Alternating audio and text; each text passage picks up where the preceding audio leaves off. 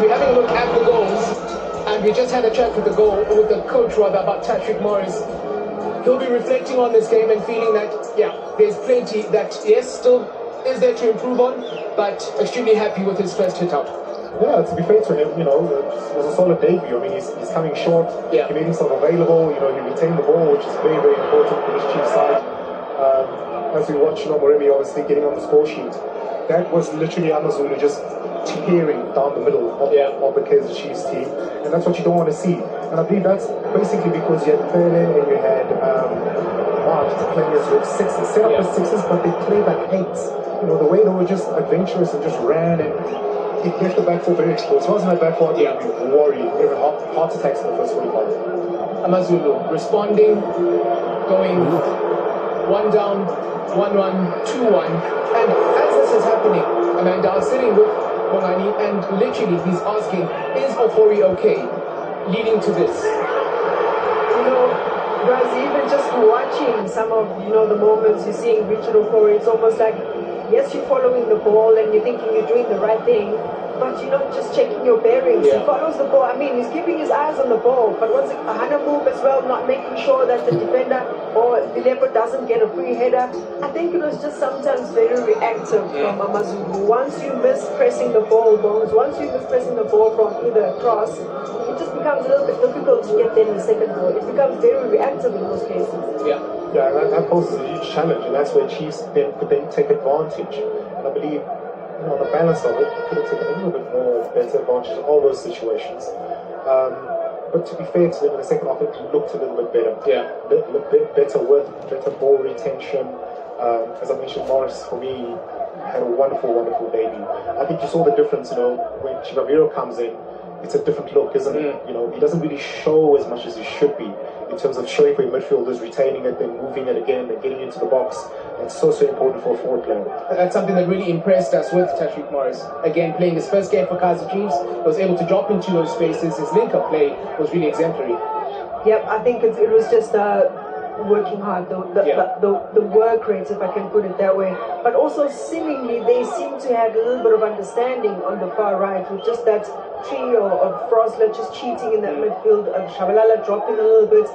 I think it all had to do with him just trying to find the spaces, but opening up the spaces as well. And like Bongani says, maybe with Ranga, it's just a matter of positioning, and I think that was the difference with Tashik, is that he can really position himself in the box. Okay, we've spoken about a couple of the Chiefs players. Let's quickly have a chat about the man of the match then, Rowan Human.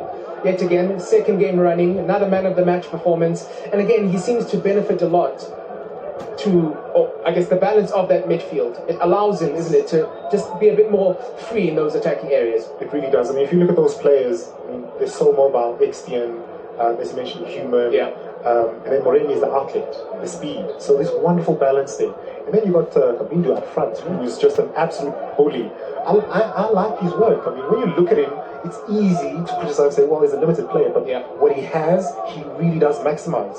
He uses his body well, he gets about, he's in the right areas, he knows when to free up spaces for the more creative players to then get opportunities on target as well. So he's quite intelligent, Do not underestimate his intelligence in terms of when to be in the focal point and when to sort of step out and let someone else step into that role. And that's why you get players like as you mentioned, Human, who looks so good. It's because they exploit those spaces that in the case. I think the stroke for me from the coach's tactical point is just really allowing Moremi to be the central focus. Realizing that Miguel and Dodley might not be as quick. Kambindu, I think, for me, was much of a decoy because they probably expected him to play a little bit more central and then just allowed Moremi to be the one who goes central. And that's why I think even just the passes in midfield for Human, they seem so effortless because they knew once the weight of the pass is just accurate, Moremi would run onto it, but a couple of times Hanamu couldn't really get the weight right in the second half. And we're talking about a lot of the positives in terms of the attacking side of things for both sides. However, it was quite clear why Amazulu and Kaizer Chiefs are the second and third best, worst defenders rather. They were just far too open, both sides really. Listen, for entertainment value, first class, it was great. Don't try and analyze it, just watch it. It was great entertainment. Once you start analyzing it, there's a lot of scary things that we witnessed today. Obviously, Ofori had a day to forget. I mean, that goes without saying. When you look at both sets of defenses, I think a lot of the time, I mean, to be fair, Amazulu would have had 2 sixes to protect them, so it should have been better, it should have been less alarming for them. In the first half, as I mentioned, with Pele and Mark, I mean, they really should have taken advantage of that because they weren't sitting. They were moving. They were all about. So there's massive gaps within the midfield, within the Kaizer Chiefs midfield. There were times where Chiefs were in possession, and I was worried and thinking, please don't lose the ball because if you do, your back four is ultra exposed. So there was a lot of risk in the first half, and you saw the coach saw it in terms of just bringing on an extra proper six in the second half, and then all of a sudden things changed. Amazulu's point of view then, defensively. Yeah, I mean, Razi, you look at these replays and you think to yourself, seasoned campaigners like Urama should be the ones. We spoke about leadership, we spoke about experience. You start off the game in the first 5 minutes. There's no room for complacency. It's a Kaizer Chiefs that come off a loss in the Soweto derby. Surely the pressure's high. They're forced to respond. So I think starting the game in that manner really attract a little bit of trouble for Amazulu. Yeah, look, they'll take the point, isn't it? Especially away from home, especially having beaten SuperSport United just a couple of days ago. So then, what do the numbers tell us after 90 minutes? Well, firstly, Bongani, Kaizer Chiefs came into this game with the most number of shots on target in the league. They've added yet another 9 to that. Still, though, without the 3 points. It's quite incredible. I mean, if they convert 20% of the shots they get on target, it's a completely different scoreline for Chiefs and a completely different position within the log. So, certainly a positive, but something you need to work on. And again, as I mentioned, have that steal in your back four in terms of your defensive units, just like you did against Pirates. You've proven you can do it. Just replicate that match in, match out. Because first off, you go in, okay, it's 1-1. Then you think, fine, you've conceded straight after scoring, but second half, get a clean sheet. Yeah. And you fail to do that. So, still really vulnerable as a team, Chiefs. Amanda? Yeah, I can agree with the Bongs. It's just game management to a certain extent, and it's just dictating the tempo. You have the likes of Obokele that can dominate, and I just feel like it's just finding the balance. Complement the hard work with scoring goals and maximum points.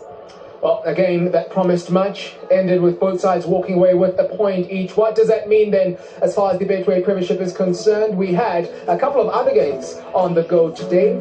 That Magesi and Chippa one have to be suspended because of light failure at the Sisheko Stadium. So we're just waiting to update exactly when that game will be completed. But Richards Bay, a big victory for them against Marumo Gallants in the bigger scheme of the bottom. That is huge. That's a big victory. Yeah. One thing, again, the teams around you, especially when you're in relegation, you have to be getting points off them. Because if you're not, someone else is. And that then puts you obviously deeper and deeper into that position. So, massive for the Richards Bay. Massive victory for Marumo Gallants. So then, we've started this latest match day in the Betway Premiership. It continues tomorrow with the top 4 all in action, including 2 travelling to 4. Sekhukhune United at home against Orlando Pirates. Golden Arrows are up against Cape Town City. SuperSport United, Mamelodi Sundowns in a Tshwane derby. TS Galaxy up against Polokwane City. And as we're looking at those, there will also be a game between Magesi as well as Chippa. That will be completed tomorrow. We can confirm that for you, that particular game, currently at 1-1, will be completed tomorrow. A quick look then at the standings, Amanda. We know the top 4, they're in action tomorrow. Kaizer Chiefs just 2 points behind Sekhukhune United. Once again, Amazulu this time, they do enough to get into that top 8. Yeah, started off outside their top 8. Now it's a matter of consistency and cementing their position. But a missed opportunity for Kaizer Chiefs to really try and get those maximum points after losing to Orlando Pirates of the weekend. And then, Mogani, what does that Richards Bay victory do for them? Yeah, I mean, if you see where Richards Bay is, obviously now 13 points, but 16 games. Most important is that, you know, they get to take points. They get to get more points on the board, and that helps them massively. Royal obviously still not in contention because they've been playing matches. So it becomes very tricky when you've got one force that's not in the race, but makes things look better than what they are. A reminder to all of you that we are at the halfway point of the Betway Premiership season. So much that we've seen so far, so much that is promised for what remains of the campaign. For this time, though, I'd like to take this opportunity to thank both Bongani and Amanda. Your expertise always appreciated. Thank you very much.